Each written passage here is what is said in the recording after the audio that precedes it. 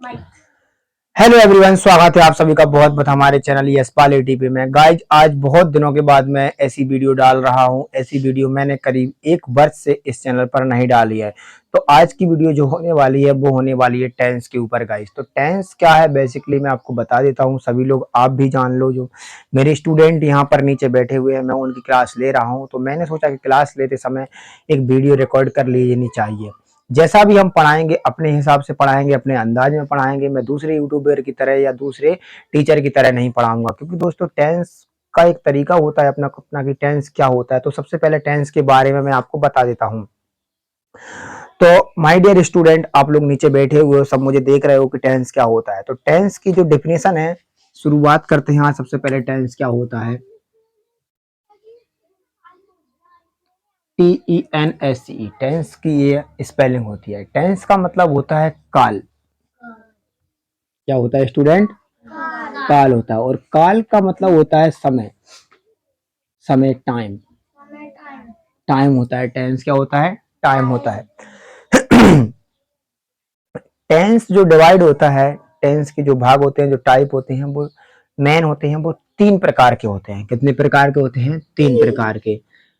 यानी एक इधर लिख देता हूं और एक इस प्रकार से ऐसे बना लेता हूं।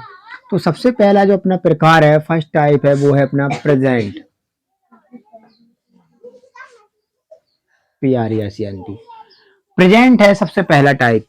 इसके बाद सेकंड अपना है पास्ट, और थर्ड अपना है फ्यूचर।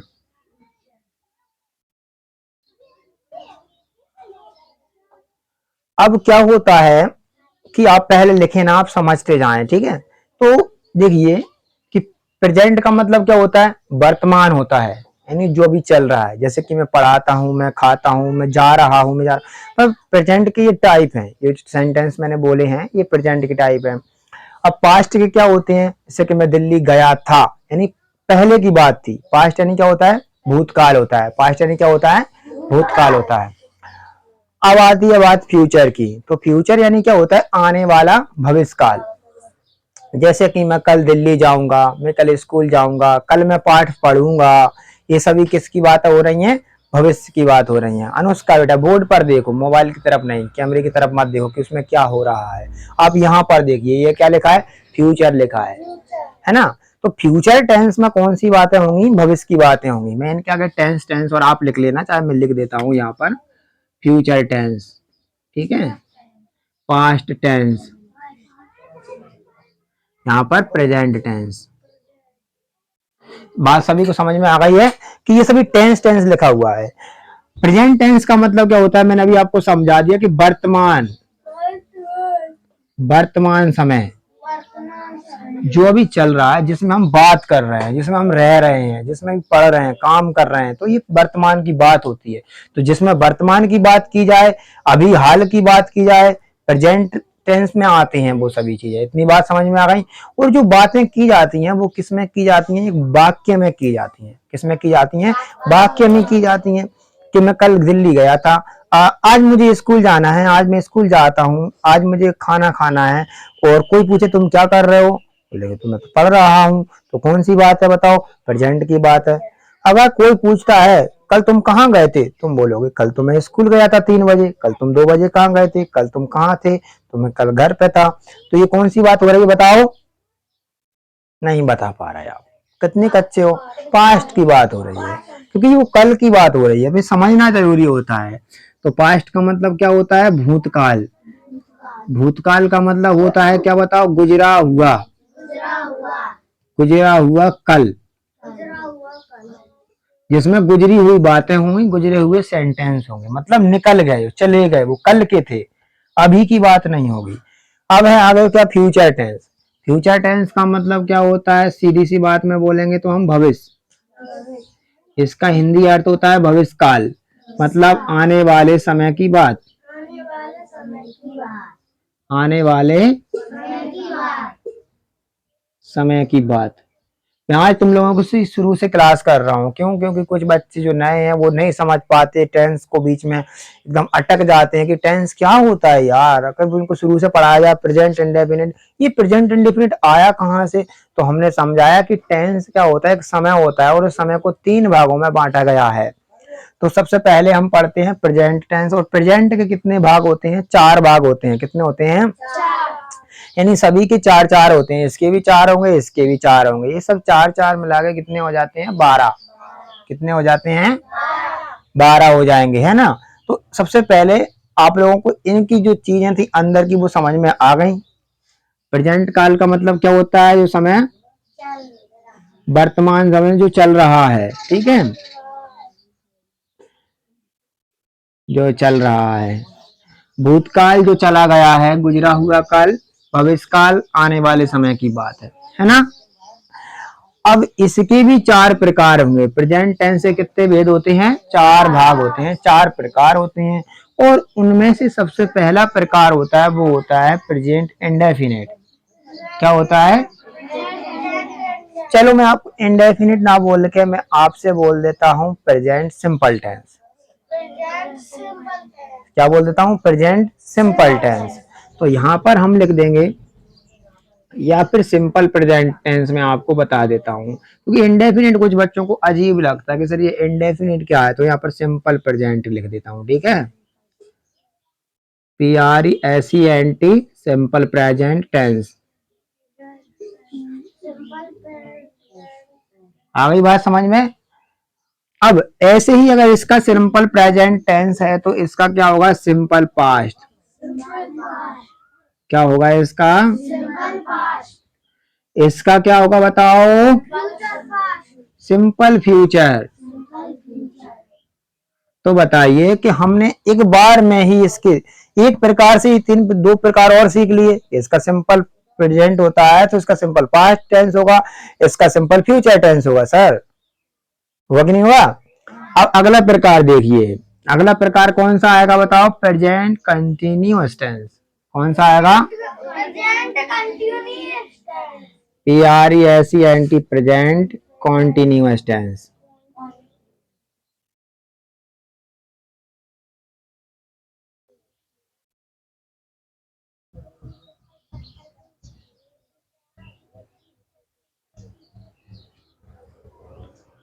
तो यहाँ पर क्या होगा? Past continuous tense.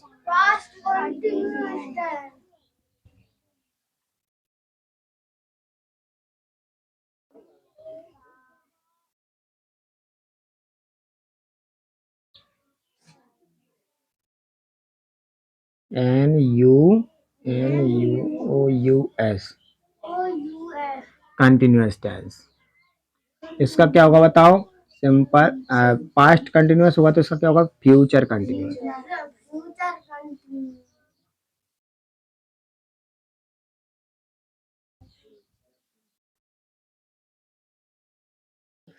इतनी बात समझ में आ गई? देखिए, present continuous, past continuous, future continuous. तो हमें कंटिन्यूअस यानी अभी हमने कितने प्रकार सीख लिए? 6 प्रकार। अब कितने और बाकी हैं? 6 और बाकी हैं। अगला देखिए, अगला होता है अपना present perfect tense.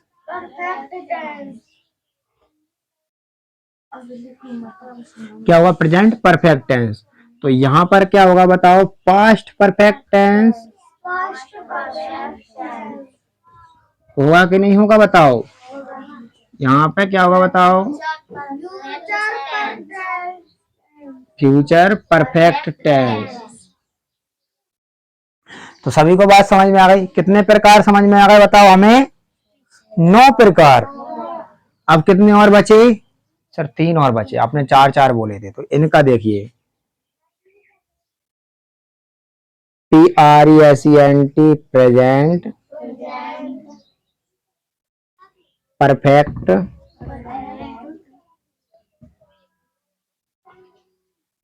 Continuous tense. Present perfect continuous tense. इसका क्या आएगा बताओ? Past perfect continuous tense.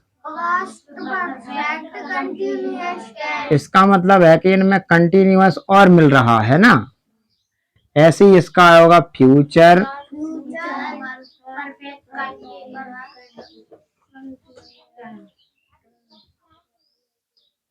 जगह नहीं थी इसलिए ऐसे लिखने पड़े।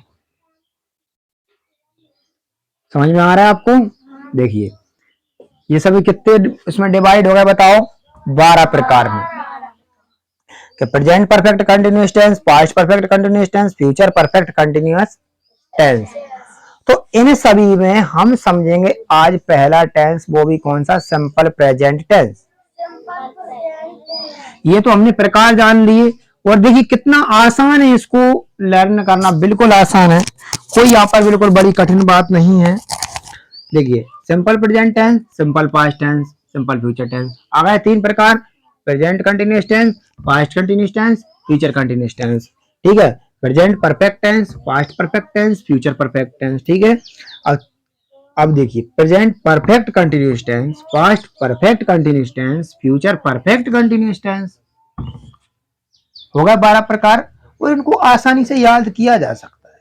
किया जा सकता है कि नहीं किया जा सकता? बताओ। बिल्कुल आसानी से।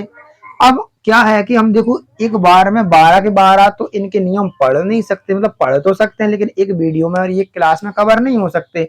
तो सबसे पहले मैं आज आपको कवर करने वाला हूं प्रेजेंट सिंपल प्रेजेंट टेंस। ठीक है, और ये जो चीज है वो 12 मतलब 12 क्लास में या 12 वीडियो इसकी बना सकते हैं। एक भी वीडियो बना सकता हूँ, एक वीडियो लंबी हो जाएगी। तो क्या करेंगे हम, एक आज एक चीज समझेंगे। ठीक है, तो चलिए आज शुरुआत करते हैं। सबसे पहले यहाँ पर हेडिंग डालेंगे सब सिंपल प्रेजेंट टेंस। डाल लो सब हेडिंग सिंपल प्रेजेंट टेंस और मैं इसको मिटा देता हूँ सब लोग। चलिए इसको नोट डाउन कर लीजिए।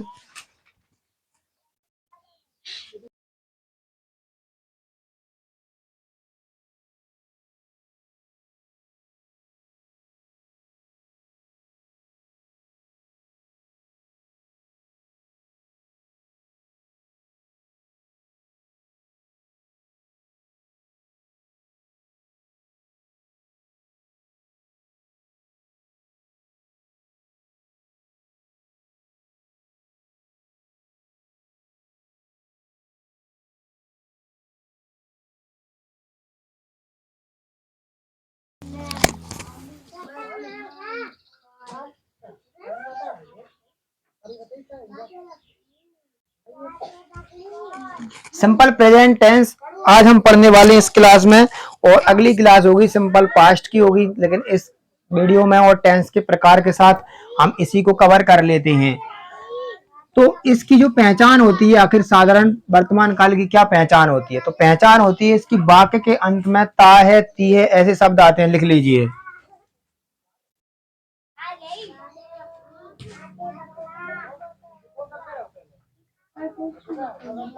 वाक्यों के अंत में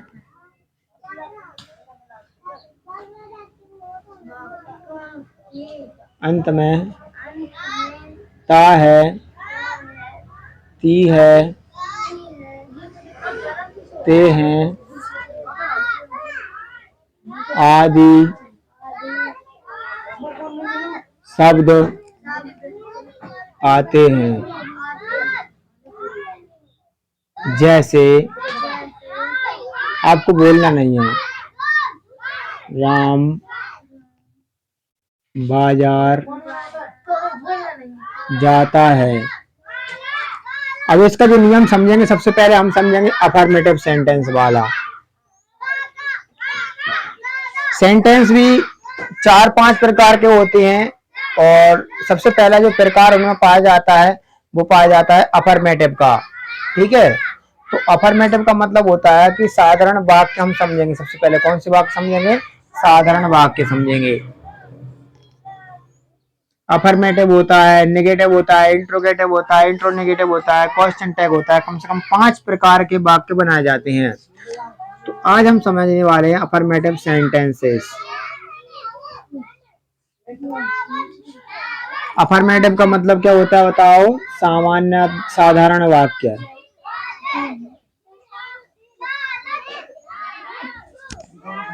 साधारण वाक्य हम समझने वाले हैं। चुप करा, ये क्या हल्ला मचा रहे हैं इधर। साधारण वाक्य हम समझने वाले हैं। तो साधारण वाक्य कैसे बनेंगे, पहले एक वाक्य बनाएंगे या फिर बनाने का नियम बता देता हूँ कैसे बनेंगे।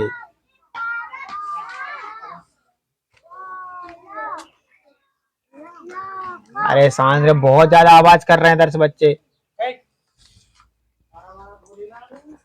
तो साधारण वाक्य यहाँ पर बनने वाले हैं और इसका नियम क्या होगा देखिए, बाहर वाले बच्चे आवाज ना करें। सबसे पहले लगेगा इसमें क्या कर्ता, वाक्यों में सबसे पहले कर्ता होता है, बिल्कुल होता है, पाया जाता है, कर्ता के बारे में बताऊंगा मैं। इसके बाद लगेगी इसमें एस या ई एस। अब एस या ई एस किस में लगेगी, वर्ब में लगेगी, और वर्ब की है वो लगेगी इसमें फर्स्ट फॉर्म।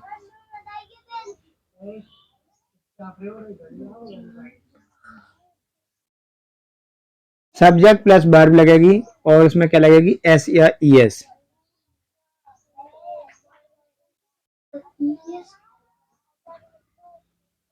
एस अथवा ई एस लगेगी। समझ में आ रही बात आपको। और लगेगा लास्ट में क्या लगेगा बताओ, ऑब्जेक्ट। अफर्मेटिव का नियम है। किसका नियम है जी, अफर्मेटिव का नियम है। अब एस या ई एस कौन सी कर्ताओं के साथ लगानी है ये मैं आपको बता देता हूं। He, she, it, name, singular, he, she, it, name या कोई अन्य सिंगुलर सब्जेक्ट हो उसके साथ हमें एस अथवा यस लगानी है, बस। ही, सी, इट, नेम और कोई सिंगुलर करता हो, ठीक है। और किसके साथ नहीं लगानी है, देखो आई के साथ नहीं लगानी, बी के साथ एस अथवा एस नहीं लगानी, यू के साथ नहीं लगानी है, दे के साथ नहीं लगानी है एस अथवा एस, और कोई बहुवचन करता आ जाए, जैसे कोई दो नाम आ गए तो एस या ई एस इसमें नहीं लगेगा अफर्मेटिव में, ठीक है। इनके साथ एस अथवा जो ई एस है वो नहीं लगेगी, और इनके साथ एस अथवा ई एस लगेगी इन कर्ताओं के साथ में। समझ में आ गई। कर्ताओं में नहीं लगेगी पर वर्ब में लगेगी, इन कर्ता के लिए लगेगी, सब्जेक्ट के लिए। इतना हमको समझ। अब सब्जेक्ट कौन होता है, तो सब्जेक्ट यही होते हैं, जैसे कि वह है, ही, सी है, लड़की सी होती है, लड़का वह ही होता है ना। तो ये सब्जेक्ट होती हैं। जैसे कि मैं सब्जेक्ट हूं, हम सब लोग सब्जेक्ट हो गए, यू तुम भी सब्जेक्ट हो, ये सब सब्जेक्ट आ रहा है, इसको कर्ता बोला जाता है। मेन हीरो होता है टेंस में, ये है ना, सेंटेंस में मेन हीरो होता है। तो यहां पर सबसे पहले कोई टेंस हम लिख लेते हैं और आप लोग उसको बनाएंगे, फिर मैं भी उसको बना के बताऊंगा। जैसे कि टेंस है से मनोज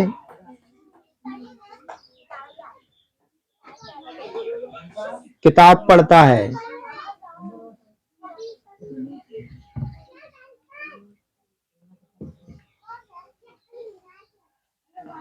तो मनोज किताब पढ़ता है, इसको आपको ट्रांसलेट करना है तो आप इस नियम के हिसाब से इसको कर सकते हो। तो कौन कौन बनाएगा, सबसे पहले बना डालो इसको।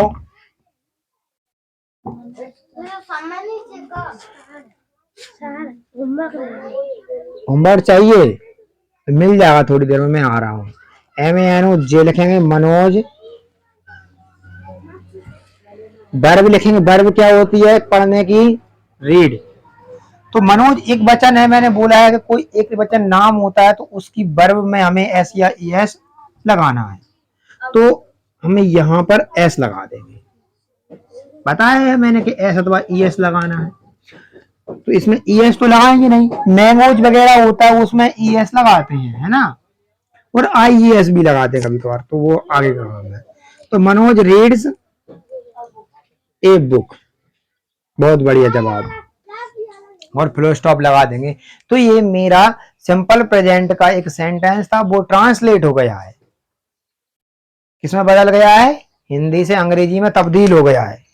अब एक बात समझ में। अब अगला आप बनाएंगे, ठीक है। जैसे कि मैं कोई नाम वाला दे देता हूं, कोई ही सी वाला कि वह निबंध लिखती है। आप करेंगे इसे ट्रांसलेट बच्चे? बोलो यस या नो। बहुत बढ़िया, उसने बोला किसी ने सी। सीधा नहीं लिखेंगे, लिखने को क्या बोलेंगे बताओ? लिखने को राइट। तो हम WRITES कर देंगे, क्योंकि WRIT तो मीनिंग ही होती है, एस और लगा देंगे। सी राइट्स ए से, लेकिन ए से को हम ए से नहीं लिखेंगे, एन ए से लिखेंगे। कैसे लिखेंगे? एन ए से। तो ए एन लगाएंगे, क्योंकि आर्टिकल में जब भी कोई स्वर शब्द आता है, स्वर शब्द से उच्चारण होता है तो उसमें एन लगता है ना। और जब भी व्यंजन शब्द से उच्चारण होता है उसमें ए लगता है ना। तो एन ए से माना निबंध होता है ESS ऐसे। Very good. कर सकते हैं इसे ट्रांसलेट, बहुत आसान है कि नहीं, बताओ। ये वाला शब्द अगला टेंस देखिए,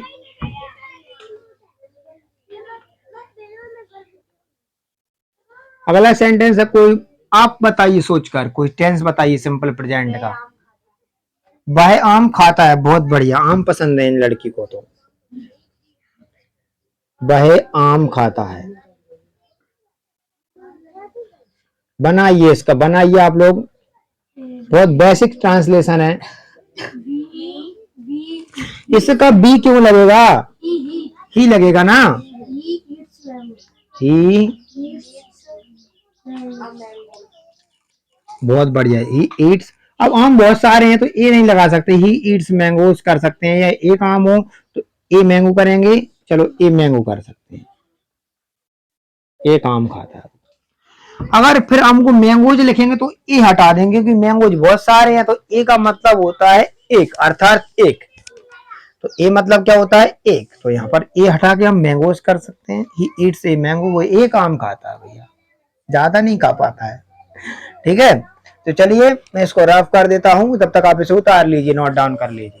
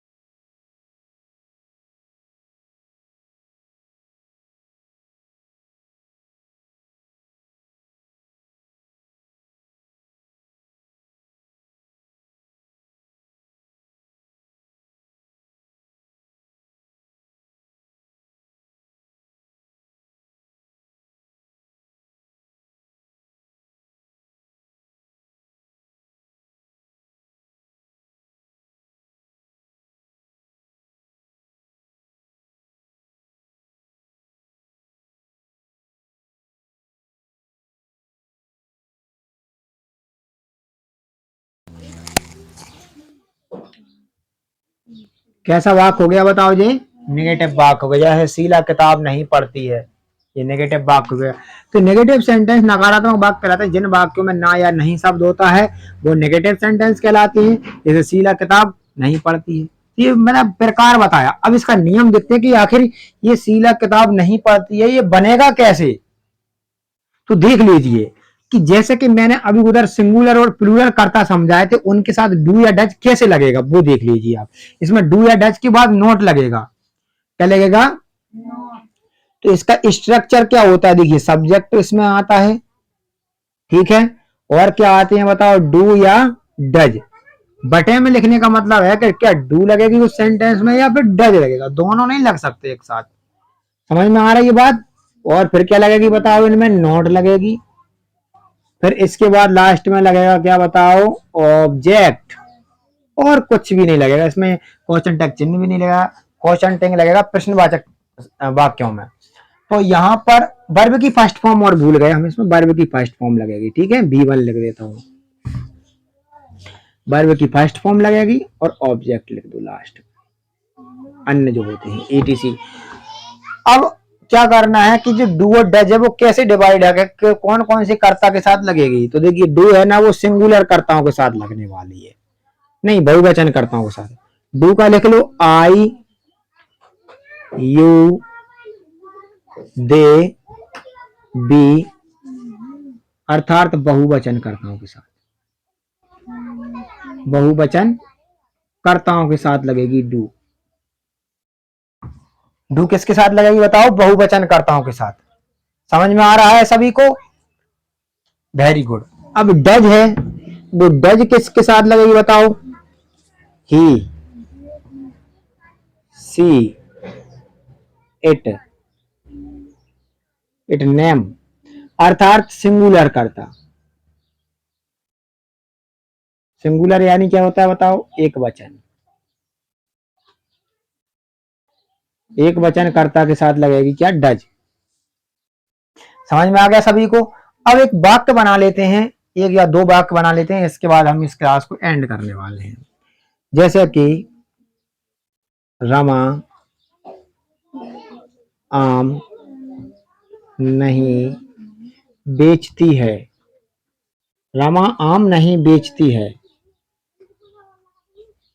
सभी को समझ में आ गया, सेंटेंस समझ में आ गया कि रमा आम नहीं बेचती है, ये निगेटिव सेंटेंस है और वो भी किसका है, सिंपल प्रेजेंट का निगेटिव है।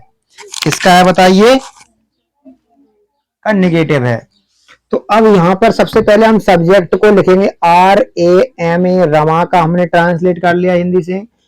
अब इसके बाद हमें क्या लगानी पड़ती है बताओ, डू या डज, क्या लगानी पड़ती है, डू या डज। तो रमा के साथ आप बताएंगे बच्चे की मैं क्या लगाऊं, डज लगाऊं, क्योंकि रमा तो एक वचन है और नाम भी है। तो रमा DOES डज लगाएंगे, और नोट सभी के लिए क्योंकि नेगेटिव तो है ही ना, तो नोट तो लगेगा ना जी। तो रमा डज नॉट। अब बेचने की मीनिंग लगानी है क्योंकि वर्ब है, वर्ब की फर्स्ट फॉर्म लगानी है। तो बेचने को बोलते हैं हम सेल, क्या बोलते हैं, सेल। और सेल की मीनिंग होती है बेचने की, SELL, और सेल यानी क्या होगा, बेचना। तो रमा डज नॉट सेल, और क्या नहीं बेचती है वो, मैंगो। तो यहां में मैंगोज लिख देंगे, MANGOES। तो Rama does not sell mangoes. Very good student, समझ में आ गया आपको। अगला सेंटेंस एक उदाहरण और लेते हैं। अब इनमें से ले लेते हैं एक प्लूरल वाला, कि वे घर नहीं जाते हैं, वे घर नहीं जाते हैं। इसका कैसे होगा बताइए, दे, दे का क्या होता है अंग्रेजी में, दे। अब इसके बाद हमें क्या लगानी है, इसकी देखो कि जो दे है वो किस में आ रहा है बताओ, डू वाले सेक्शन में आ रहा है, और डज वाले सेक्शन में कौन आ रहा था, ही सी इट नेम आ रहा था। तो डू से हम क्या दे से हम क्या लगा लेंगे, उसके साथ हम हेल्पिंग वर्ब डू लगा लेंगे यहाँ पर। तो दे डू, और नोट सभी के लिए कंपलसरी है, नेगेटिव है। तो दे डू नॉट, जाते का मतलब क्या होता है, गो, और एक जगह से दूसरी जगह पर जाने को क्या बोलते हैं बताओ, ट्रांसपोर्टेशन बोलते हैं, मतलब जाना, इधर से उधर ट्रांसफर होना। तो इस कंडीशन में हमें क्या लगाना पड़ता है, टू, क्या लगाना पड़ता है, टू लगाना पड़ता है। टू माने एक जगह से टू, और होम, ये बन गया है। एक और बना लेते हैं इसी के साथ साथ, जैसे कि वह किताब नहीं पढ़ती, वह किताब नहीं पढ़ती है, ये भी तो नेगेटिव हुआ ना बच्चे। अब इसका लड़की है, इसके के लिए क्या लगा देंगे बताओ हम, SHE सब्जेक्ट, और हेल्पिंग वर्ब क्या होगी बताओ मोहिनी, डज, क्योंकि डज एक वचन के अंदर आ रहा है ना, ही सी इट नेम। तो यहां पर लगा देंगे सी डज, DOES को हम पढ़ेंगे डज, सी डज नॉट क्या, किताब नहीं पढ़ती, does not read a book. अब इसमें हम एस या ई एस को बिल्कुल हटा देते हैं, क्योंकि यहाँ पर एस या ई एस का काम नहीं है, और एस या ई एस का जो काम था वो सिर्फ और सिर्फ अफर्मेटिव तक सीमित था। कब तक था? अफर्मेटिव तक सीमित था एस या ई एस का काम।